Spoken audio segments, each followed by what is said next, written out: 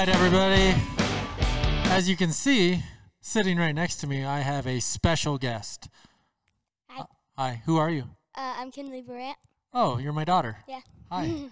Well, we did a post today asking a bunch of you guys out there. Well, we're going to try to do more podcasts this year. What the heck do you want to hear? And unanimously, it was, I want to hear about stories and adventures. And so I thought we would kick it off with podcast number 2 for this season. Literally my best day on the mountain last year. What did you think, Kinley, of, well, we got to set the stage here a little bit. So it was your spring break, right? Yeah. That's how we were able to ride during the week. Yeah. Yeah. And who, talk about, it's cool to get to go ride with Daddy, Yeah. right? And we rode double over for, like, it was only going to be one day, but we had so much fun, we ended up going 2 days. Yeah. So tell me, I'm going to let you talk a little bit. I always do the talking. So tell the people, like, what was it like? You know, like, we got to ride with a super cool group. You can talk about some of those guys. You could talk about the snow, where we went. Actually, don't tell them exactly where we went. I don't know exactly where we went. And what it's like hanging on for dear life riding with your dad. Okay. So, one thing I really like about riding with my dad is that he goes fast, like really fast. And so we like to race Pulsifer a lot, Kyle. Unfortunately, this year he's going to be a little behind because he messed up his knee real bad. So True. he can't crop dust us, which is a good thing. He that time that we were racing up the hill and he blew by us, I was pretty upset. And we got an awesome shot. Me and Kinley in this full wheelie on this incredibly steep hill, and here comes freaking Kyle on his 900 booster, just whipping right past us. That was pretty cool, huh? Yeah. Yeah. So I ride fast. Tell them about, okay, probably my favorite part about that day was when, so you remember what I told you when we were going downhill? What'd I tell you? Okay, if anything happens, just jump off. Because so here's what's hard. Like, it's really hard riding with 2 people, okay? Of course. And we had an awesome group. Tell them about our group. I really liked our group. There was a lot of experienced riders with us. We really liked El Capitan. Who's El Capitan? El Capitan is El Capitan. Kirk Hibbert, huh? Yeah. We had the captain. So we had Kirk Hibbert out, and and Joe Narlock and all of his crew that they've been out here. I can't remember what year we're on, 4 or 5, something like that. This it was cool to have Kirk back. And then this year, Kirk is coming back, and Tucker Hibbert is coming. We'll see if he shows up. He's signed up, but I'm calling you out, Tucker.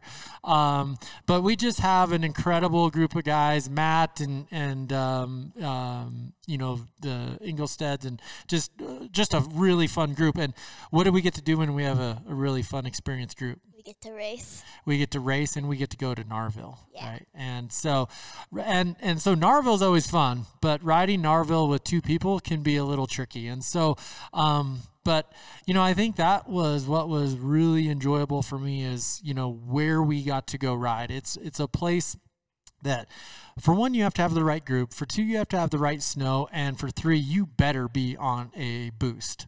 Right? Yeah. So, Kinley, if you had your choice, would you ride a boost or a non-boost? Boost. Well, of course. Duh. You are a Brandt, right?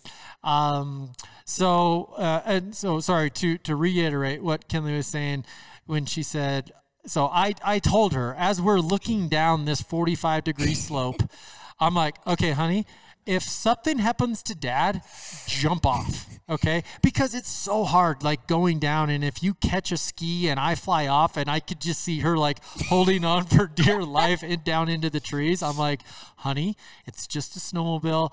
Jump off if you need to. So go ahead. And, of course, he has to tell me this on the top of this 45-degree hill. Of course he has to tell me that now. And as we're going down this, our ski clips a tree, and he like hits the tree with his shoulder, falls off, and I jump, even though the sled stopped. It stopped. I still. Well, you did exactly what I said. But what's funny about, when I said it is I'm like literally like teetering on the edge and we kind of roll in. I'm like, honey, hey, if I fall off, you jump off. She's like, wait, what? I'm like, just jump off. Okay. And so it kind of happened, I got brushed off the sled. The sled stopped. I was able to I was on edge and she jumps off anyway. I'm like, well, you didn't kind of need to really jump off there. The sled was just completely stopped. Yeah. Well, so, okay. So, we had all these moments throughout the day. Tell me kind of one that sticks out, like, or maybe there's a couple things, like what stuck out about, again, we got to go ride for 2 days in some incredible country. Talk about a couple of those things. So actually, the first day, I wasn't even supposed to go the second day. He's just like, I wake up and he's getting ready. I'm like, where are you going? He's like, I'm going to the same place we did yesterday again. And I'm like, I'm going to go again. That was fun. And I really like where we went. That's one of my favorite places to snowmobile. Like my dad said, you only get to go there once a year and you have to have the right group. What did you like most about it over there? I liked how deep the snow is, but it's not so deep that you just can't stop. Mm-hmm. I like that it's really powdery. So it's easy to like side hill and wrong foot forward, which is really fun. Yeah. Wheelies are really fun over there, especially up the hills. Well, it was so steep and that's where all I could think about over those 2 days is because, Kinley's ridden with me before. And to be honest, it was in fairly mellower terrain, right? Yeah. Where we went with this group, because A, I wanted to, and B, it was, just the conditions were perfect to do it. It's like very technical stuff. So all I had in the back of my mind the entire time was Mom saying, don't hurt my girl, right? Because, it was like no consequence stuff. That downhill we did, it was littered with trees and there was no going 2 skis. You are going on edge downhill.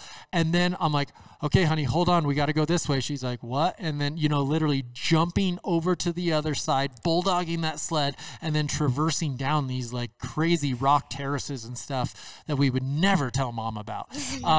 And remember when Kyle was over there in the rocks and he got all upside down and was, that just tells you like it was some pretty technical terrain, huh? Yeah. Yeah. Those 2 days were something for me as a rider and as a dad that stuck out to like, as we, how old are you now, Kinley? You're 12. I know that. I was just, as a 12-year-old, these kids are growing up on, she's riding a 360-pound 660, like one of the coolest sleds ever. And it's pretty awesome, right? Yeah. But, they're getting them to know and understand what wrong foot forward is, what counter steering is, being comfortable with getting that sled on edge. That's something that I didn't have growing up. I was on a 1990 Indy 500 when I was 16, and when I was 12, I was riding like an Elan, right? Like an old junky snowmobile. So I think for me being, a mentor for my daughter on the riding side of things, for her to be able to like, and we talk about this all the time, being comfortable, being uncomfortable, right? So like that was really uncomfortable terrain, but what it was teaching you is, you got to be on edge all the time, right? You can't go on 2 skis. If you go on 2 skis, we're heading down. Yeah. It's a lot of throttle control. It's a lot about picking your lines and all of those things. And so what was really neat, and you can talk a little bit about this, Kinley, is, if she's just like hanging on, bobbleheading all around, it's almost impossible for me to ride. But as we progressed, and that's why it was so neat for her to ride day 2, is, I think the biggest thing that happens is now she is looking for the same lines that I'm looking at, and which helps with body movement and positioning, and it was pretty neat. In some situations, I even had you go wrong foot forward with me, right? Okay. So I'm doing all the talking, and I love hearing some of the things. Oh, that's Strider on his Suron. He's asking to come in. Okay. So let's talk about some other things that stuck out to you on those couple days. Okay. Blake, can you go grab the door first? Strider. Strider, we're doing a podcast here. Come on in, buddy. Sorry, my son was riding his dirt bike, and it's like raining out now. Come on in, bud. Hey, we're doing a podcast, dude. It's okay. Just go park your bike. See, this is pretty real around here at BBA. Okay, girl. So we talked about you loved going to the steep stuff. The snow was good. What else stuck out to you? Like, was there, a moment, we could talk about, remember that hill when we kept trying to get Kirk up to the top, right? And like he kept getting like almost up there and kind of getting stuck, but he hit the tree. Talk about the story. So Kirk, he rides a Skidoo. Nope, Articat. Yeah. They look the same. Articat. So he has a lot of throttle control, which is like really nice for him to have throttle control. Yep. And that hill was one of the fun ones. We all raced up that one. We all lined up and we raced up, which was really fun. Kirk had a little trouble going up with his speed. Well, he didn't have a turbo for one. I wonder what he's going to show up with this year, huh? Hopefully a boost. Hopefully a boost. I wonder what it would take to get... actually, Kirk did rent a Polaris from us one year, and I think he did way better. No, I'm just kidding. Kirk is just the man and can ride anything, so go ahead. So what about the tree? So as Kirk was going up, he starts getting on one edge. So because he knew he wasn't going to make it, so he starts getting on one edge. He goes wrong foot forward and starts getting on two skis going down. As he was going down, he was supposed to go on edge, turn, and go back down. He didn't go on edge, and he hit the brake, and that brake didn't really work for him, and he hit the tree. Yeah. So it's awesome. So, Kinley, she's 12 years old, very little mountain experience. But one thing I want you guys to note there, so what she said right there was when he was going downhill on two skis, what should he have done? He needed to get on edge. He had to get on edge. And so Kirk, and once you kind of start getting going, it's like, oh gosh. And, then he ends up smoking a tree. And it's like when you make that turn and you're ending up starting to come downhill, you have to instantly go on that edge, get that spindle dug in that snow, and take the steepness out of the hill. Because once you start getting going, it is incredibly hard. And usually if you try to get on edge when you're going too fast, you're going to wreck. And if you don't get on edge, you're going to wreck. So it's a no-win situation. I do have experience with that. Yeah, you do, right? Yep. Well, that's awesome. And so that was a really fun part. That was a little bit more open of the hill and you had more options. I think, one of the things that stuck out for me is there were a couple times where for me, I'm riding and it's so hard to think, when I'm riding by myself, I know what my sled's capable of. I know what lines I can do, all that type of thing. And then I stick this little 65-pound girl in front of me and it's like, oh no, I don't have enough speed. Oh boy, we got to turn out. I don't want to turn out right here, but we have to. And then, taking the steepness out of the hill. But boy, poor Kinley. How many trees did you take to the face? Too many to count. A lot. It's like me yelling, look out, and her ducking the helmet and, visors flying all over the place and stuff like that. And I guess, for me, again, just, looking back and thinking about the day, what happened. So probably I had a lot of favorite parts of the day, but one of my favorite parts of the day was I always pictured doing bow ties or hopovers with my little girl, right? And I'm like, okay, Kinley, here's what we're gonna do. We're gonna go across the hill, and then we're gonna go up in a wheelie, and we're gonna spin around in a 360, and we're gonna go back the other way. What did you think about that?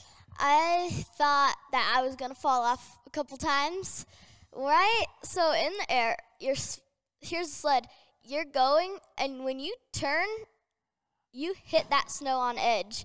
And for the one in the front, the back rider's knee, which is my dad's knee, goes into my calf, which hurts because my feet are under the bars, and his feet need to be under the bars to turn the sled. But it's hard because I'm in the front, his feet can't be over, and I can't put my feet on top of his feet, so it's either one or the other. I'm kind of squishing you. Yeah. Right? But, I mean, I think that was the coolest thing. We did one, and I didn't know how the one was going to go, but, you know, doing one basically, you know, re-entry, I was like, oh my gosh, that was awesome. And then we like started to do a bunch of them, and then hopovers, and it's like, man, you know, it's like something I would have never thought I could go do with two people. And then, you know, it was just the right hill, the right snow, the right sled, the right co-pilot, and we got to get crazy. And then some bad news. What happened? So my dad, he's like, hey, can you take a video of this? This is pretty cool. He sticks his hand in his pocket. Oh no, his phone's not in there. There's no phone in the pocket, was there? He checks his other 45 pockets, and it's not there. So we ate lunch down at the bottom of this hill. So like, there's the hill, and then there's a bottom where we had a fire and ate lunch. So we went down to our camping spot, our little camp spot, and we were using Kyle Postelfer's phone for the Find My iPhone deal. Yeah, the Find My iPhone thing, but he's not like a family member of the iPhone thing, so it's not as loud, and it's not like as what was it? Yeah, just to try to we couldn't pinpoint where it was, and we knew the vicinity, right? We knew the area. Yeah, and then so we went back up. But what sucks is my dad lost his phone while he did like the first or second one, so we just kept doing it. So there's just like mountains of snow on top of it. We used Postelfer's phone up when we were doing the bow ties and like crossovers and stuff, and we could hear it. Yeah. We could definitely hear it, but it was impossible to find it buried all over that snow. Yeah. So there was a casualty on the hill. It's still up there. We know exactly where it is. Yeah, this summer we wanted to go hike for it, but we didn't have time. We didn't do it. So, so Kinley, let's talk about what do you so we had that was day 2, right? Or what kind of? That was day 1, I think. That was day 1, and so yeah, because then you didn't have your phone the next day. Yeah, true. So, what did you think? About how everything went on day 2. Day 2 was a lot better because everyone knew the terrain and they knew how to prepare and they knew like what they were gonna experience. So we went to a different spot up there. If you know Kyle, he's a little daredevil. So there's these cliffs, like rock cliffs, like a bunch of really big rocks that was like steep cliff. And there was this, so here's a rock, big cliff right here, and there was this little, like a little chute, sliver through it, right? Yeah, a little chute through it. So there's a chute and then the rock, and you had to turn around it and then, wheelie up the rest to get to the top. So me and my dad didn't do that because we didn't want to die. I tried to get you to go. Oh, sure. But Pulsifer over here, he thought he could do it. He did, actually. It took him a few tries. He hit one tree right at the top. Mm-hmm. So it's hard. There's the sliver and then the rock and a tree here. You have to wheelie up, kind of get on edge, but wheelie over to get to the top of the hill of the rocks. Pulsifer did it, and then he jumped off the rocks, that didn't go. What do you think? So, I mean, obviously, Kinley, you know, you and Strider have watched Daddy do all of these things on video for a long time. I mean, it's pretty cool to see it in person, like Kyle doing that line. That was something where as you're sitting there, like, did you think he could do it? I did think he could do it. I thought he was probably going to hit a rock, which he did. And then on the third, fourth try, he got it because he kept turning out because the turn was so sharp when you had to wheelie up. So he kept turning out to the trees. But he eventually did get it, and it was really cool to see him get it. Yeah, it's pretty neat, isn't it? Yeah. Yeah. So let's talk about, did anyone get stuck when we were riding? I think we all know the answer to that, but I'm going to get into detail with some of the really stuck guys, like Kurt. Kurt got stuck a few times. There was some really gnarly trees. It was a flat, actually. It was pretty flat. There was, like, some hills, and there was a lot of falling down trees, like that one spot with all the dead trees. A lot of people got stuck there. The snow was not great right there. It was just super, like, wet and mushy kind of. So a lot of people got stuck hitting stumps and stuff. We even got stuck once. No, there's no proof of that. Hold on. Where's the edit button? Let me get your GoPro. Oh, yeah, he ran you over. Yeah, ran Blake over. Yeah, that section was not very fun. To get out of all the trees. Just really tight, not a lot of places to get your sled through. But once you got out of there, it was just heaven. Bad area, then a straightaway for a little bit. And then we got to this amazing spot. Like, this is where we had lunch second day. It was so fun. Like, there's a flat spot, and then all these fun hills. It was so fun. The snow was amazing. That was probably one of my favorite parts. And what did you get to do? Remember, you got to ride the boost all by yourself? Oh, yeah. Remember? Yeah, we got to this one spot. So we get to the end of this tree line here, and then there's this. So we got to the end of this tree line. My dad's like, I got a surprise for you. And he's like, get in front. And then we go out to this flat heaven. Like, it was so nice right there. That sled with me on it is kind of hard to turn because I'm not very heavy. So a lot of times I would, like, this flat is huge. It's kind of embarrassing to say this, but I would turn, and I would just hit the trees on the other side. I would get stuck in this ditch, and then some guys would have to come and, like, side hill me out, and then I would just try to get on edge, but get like 2 inches off my ski on the turn. Yeah. It was fun though. I really liked that flat. It was fast because it was really long. Well, and and normally when we go on the family ride, you know, it's up to the top of the Cottonwood Bowl, and the snow is just like packed down and junk and all this stuff. So races. You know, it's pretty neat for me to be able to take you to, like you said, it's heaven. My definition of it is heaven.